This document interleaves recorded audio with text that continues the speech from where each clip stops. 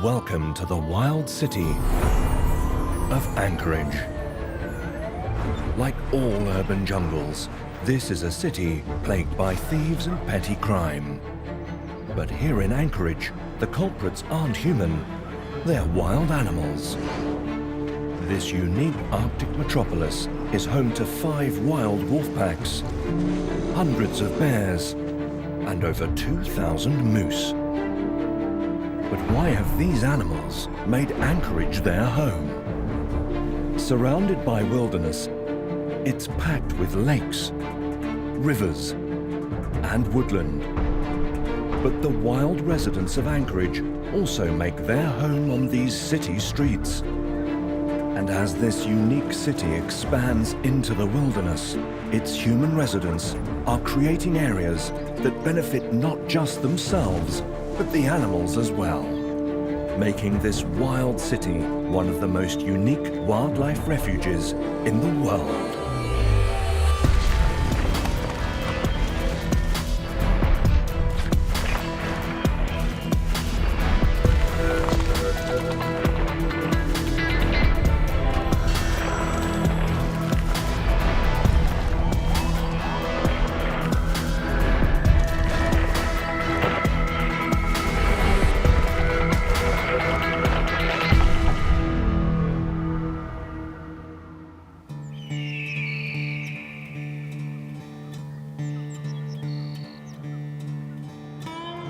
Alaska, one of the last true wildernesses on Earth.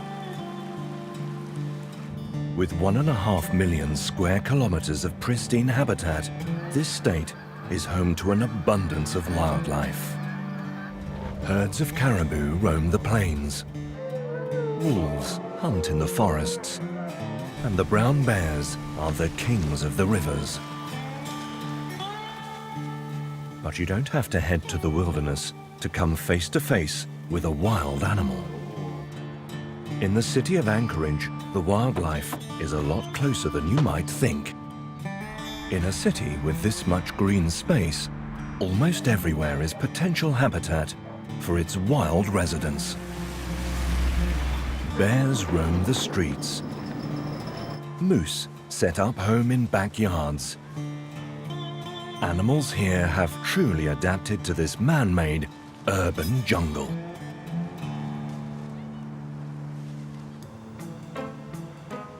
The Anchorage Golf Course is right on the edge of one of the largest state parks. So you get used to seeing a lot of wildlife on the golf course, and being that it's an open space, they tend to gravitate here. The golf course provides a safe haven for all of Anchorage's wild residents. From moose seeking refuge from the city heat, to bears accustomed to their human neighbors. Stand your ground. Don't do anything, Doug. Who come in search of food. Hey, that's my beard! And there's another cheeky mammal that has a special place in Marty's heart. The foxes tend to be a little more and a little less every year. This year is a little more.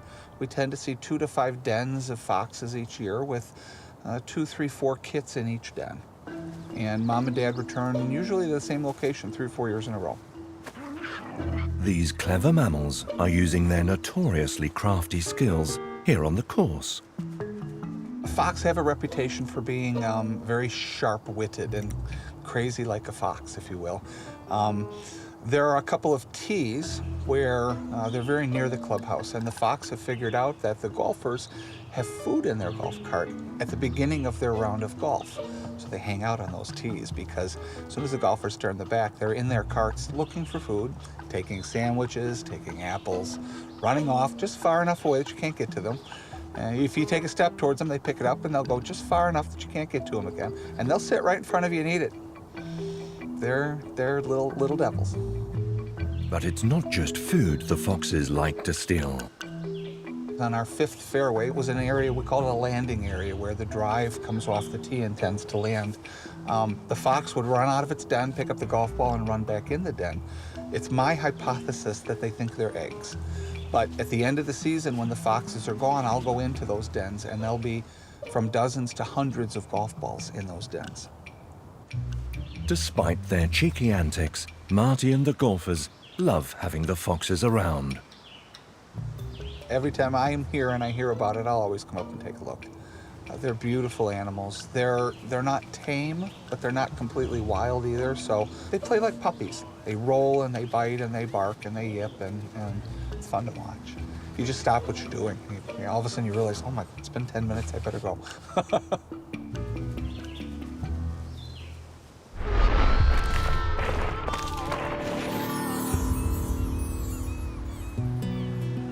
The foxes are certainly taking advantage of this new urban habitat.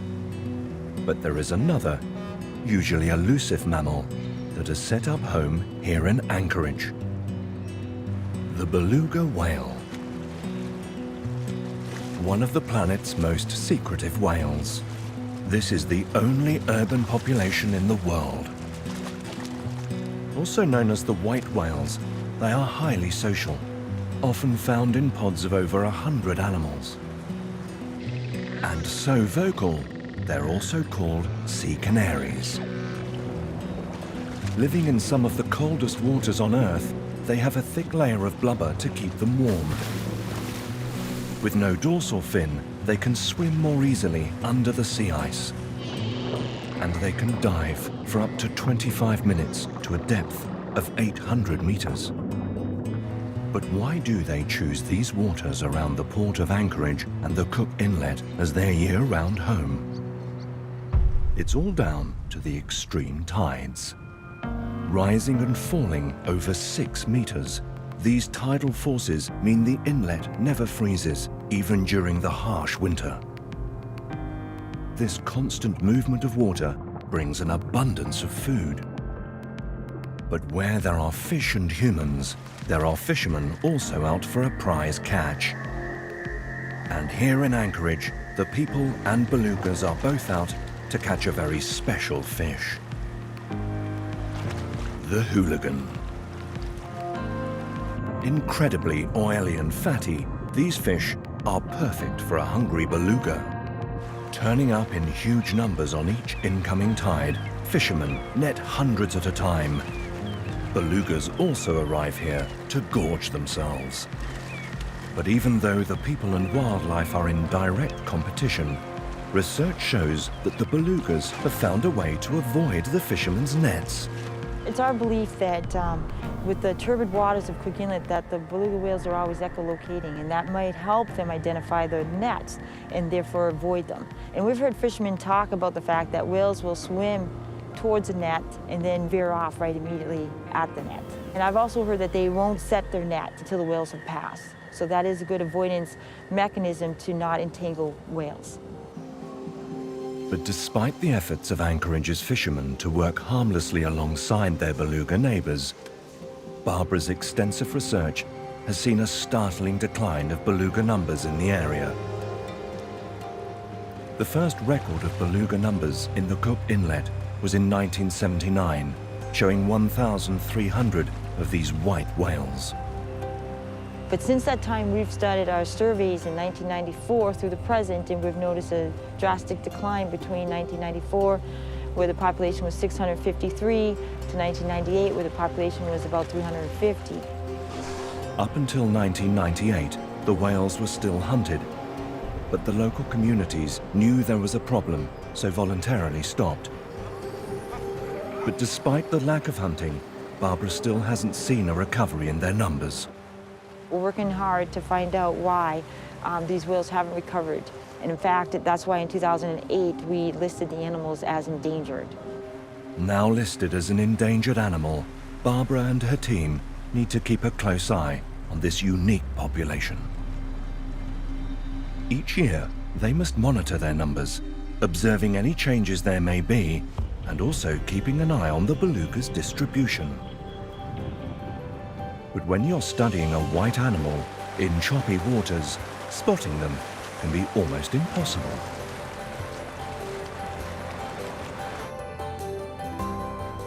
So the marine team have come up with a solution. So the way we monitor Cook Inlet belugas for our project is we fly aerial surveys. So we have a small aircraft, seats about 4 people, and we take video cameras, and we have a computer and observers. And what we do is fly the entire inlet, because during this time of year, the whales are almost always found in the upper inlet. Kim and her team will fly a precise pattern over the entire inlet, meticulously covering the 300 kilometers stretch of prime beluga habitat. But there is a clue as to where the belugas may be. As Kim has realized, they have developed a penchant for a certain Alaskan delicacy. They'll come in skinny, they'll be very thin in the spring, and they just place themselves at these river mouths, hoping to catch hooligan throughout the summer months. And so that's the best time for us to do our surveys, is when those fish runs are just starting and the belugas are coming to these river mouths. Once a pod of beluga whales has been spotted, Kim and her team spring into action and start to collect their scientific data for analysis. We fly what we call a racetrack pattern around the whale group, lining up on each side. We have 2 observers collecting independent counts, and we have our other observer move into a position to videotape the whales. Through these surveys, Kim and her team are hoping to see signs that the population is recovering. Not just in numbers, but also reoccupying areas they may not have been seen in for years. This year, the numbers are already slightly up on last year, so hopefully this whale is on the road to recovery. But monitoring the belugas around Anchorage is a huge undertaking, one which Kim and her team are unable to manage year-round on their own. So they've enlisted the help of the residents of Anchorage. In 2008, we began with the region posting signs to inform people about belugas and to let us know when they had sightings. And part of this is an opportunistic sighting database that we help maintain with the region sending us sightings, as well as other groups that work around the inlet. We get these opportunistic sightings that give us a broader look at where belugas are during the year. Through the educational outreach of Kim and her team, the residents of Anchorage now know the importance of the survival of these white whales. And the part of our job is to try and help these populations recover to levels where they can be sustainable and be available to people to see, especially in the Anchorage area where they're so close and people can just go out and see this amazing species swim by. Wow. Hi, guys.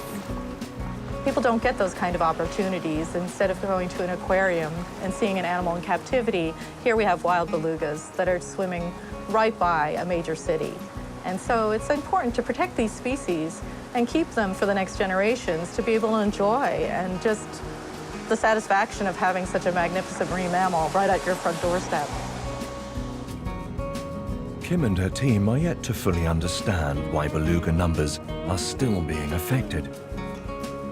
But they know their constant monitoring is helping to protect them. But in 2016, a new risk to belugas was revealed, presenting a new challenge to the marine biologists in Anchorage. So Anchorage is the largest city here in Alaska. About 80–90% of all products into Alaska comes through the Port of Anchorage. So it's a very important part for the city of Anchorage as well as for the state of Alaska. So what's happened though is the Port of Anchorage wants to expand to be cost effective, and in doing so that will require in-water work. Working with loud machinery underwater near an endangered beluga population could have a devastating effect. So they've come up with a simple and immediate solution. So what we have at the Ship Creek boat launch are marine mammal observers watching the southern boundary of the port activity. So if they're seeing marine mammals, including the endangered beluga whales, these observers are able to tell the folks on site that, hey, whales are coming in, you need to stop, or, whales are coming up, and therefore look for them when you're doing your pile driving. So they're not going to harass these marine mammals and therefore change their behavior because of the noise. Despite the cost, these measures are being put in place by organizations that understand the importance of preserving this unique urban beluga population for generations to come. Everybody's got a personal story of the whale that, followed them on a boat or followed them towards the water or, spy hopped up to see what they were doing. And it just makes that connection to the animal more real. I love studying the belugas, and part of it, I think, is just the feeling that we're doing something to help, to try and recover these endangered populations and just protecting marine mammals in general. It's one of the perks of the job is being able to see these animals and hopefully help contribute to their recovery.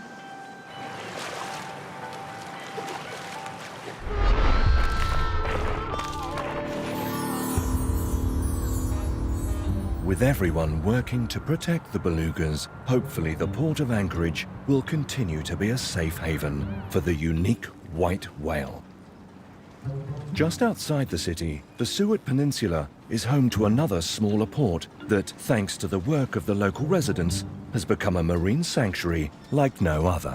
One of the things that we do around here is make sure that we take care of our beautiful port here. We've been getting the Clean Harbors certification, and you notice that there's a lot of stuff growing on the shoreline. It's basically increased the livelihood of the whole food chain, anywhere from grass growing on the shoreline to creatures returning to the harbor that we haven't seen for years, more seabirds. And the first animals to turn up in spring are the sea lions. Known for their intelligence, playfulness, and noisy barking, the males can weigh up to 400 kilos. And although they look aggressive, they are in fact one of the most social animals in the sea. To maintain their fat stores and keep warm in Alaska's icy seas, they must eat huge amounts of fish. And the sea lions of Seward have learnt that the harbor fishermen provide them with an easy meal. We have some gut barges around here where we have the people clean all their fish and drop the guts into these barges.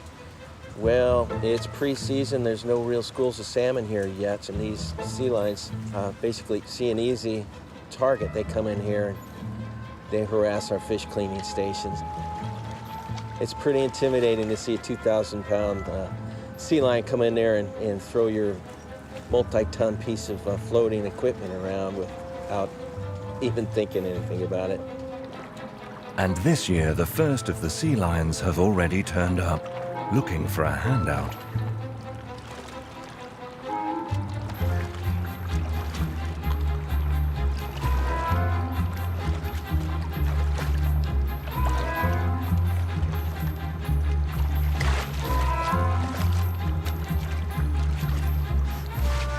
Eventually, this guy gets exactly what he was hoping for.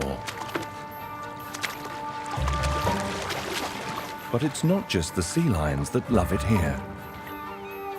The harbor also attracts all kinds of birds, from herons to terns, and even the odd oyster catcher. But there is one mammal that has become a bit of a celebrity. It's the sea otter. Sea otters are truly built for the ocean. They have webbed feet to move through the water with ease, and water-repellent fur that keeps them both warm and dry. In fact, they have the densest fur of any animal.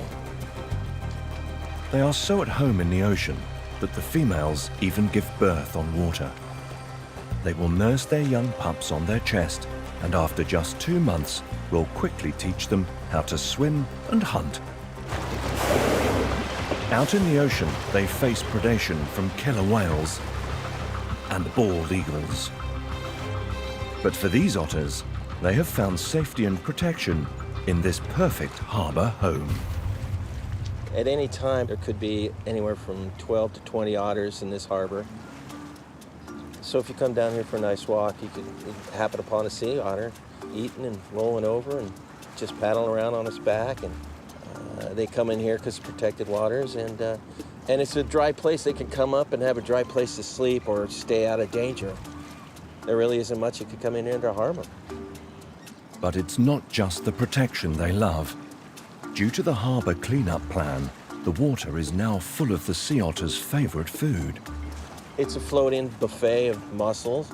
So they'll hang down and they'll just grab a whole handful and they'll put it on their chest and they'll be resting on their back with a whole handful of mussels. So they'll eat a majority of the mussel and the shells, and then they'll hold the good ones, they'll roll over, and all the crumbs and all the broken shells will come right off them, and then you come up and it'll be a clean table, and they just continually roll over.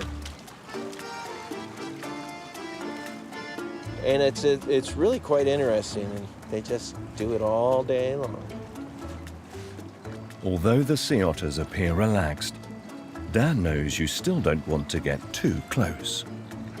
You want to reach out and touch them, but you know they're going to take your finger off in a second. But as long as you give the sea otters space, they will carry on doing what they do best, eating. And in this harbour, it's often easy to work out where to find the otters. You'll see at any time, you'll see where people will be around the harbor in a cluster, and you know they're over there looking at an otter that's swimming around a boat. But there is one particular otter encounter Dan will never forget. Oh, well, the octopus otter. When people were standing around, almost had one of these floats under, and I was wondering what was going on. You know, work for the harbor, when you see a bunch of people, somebody's either drowning or there's this otter eating an octopus that's almost the same size as the otter. And they're just rolling around, and the tentacles are flying, and the otter's rolling around and chewing on legs, and it was awesome. But things don't always turn out well for the otters when they share their home with people. No, there's not really any predators in this harbor. The only thing an otter could have any problems with is the human interaction here in the harbor. We do have an injured otter who we think got hit by the prop of a boat. Boats are one of the main causes of injury to marine life. Sadly, just last week, Dan discovered that a boat's propeller had made contact with one of this harbour's sea otters, breaking its leg. But help was at hand. Dan cornered off a section of the marina and set up warning signs, allowing the otter to recover in peace. When he's not trying to feed, and they do eat a lot, and when he's not feeding, he just climbs up on the back of a boat, which we call a swim platform. They're much closer to the water, so it's easy for him to get out of the water. And he's sleeping on this one swim platform, and he's been quite the celebrity. There's a couple boats around this boat that people stay on the back all day and watch out. Just tell people, back off. Because they're part of the community, the otters are. And it's really nice. Even the fishermen are giving the otter a helping hand, feeding him their scraps. With the help of this animal-loving community, the otter is making an incredible recovery. We've noticed he is actually getting better, so that's a good thing.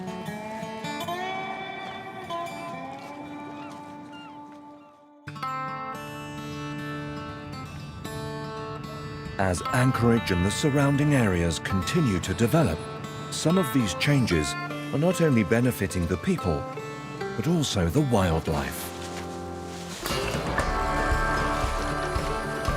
Harbours, ports, and even golf courses have all become unexpected homes for the animals, providing them with food Hey, that's my beard! and protection from the elements. But when they live in an urban environment, animals need the assistance of their human neighbours to survive. And luckily in Anchorage, the wildlife has this in abundance. There is no doubt the residents of this untamed Arctic city want nothing more than to keep it wild.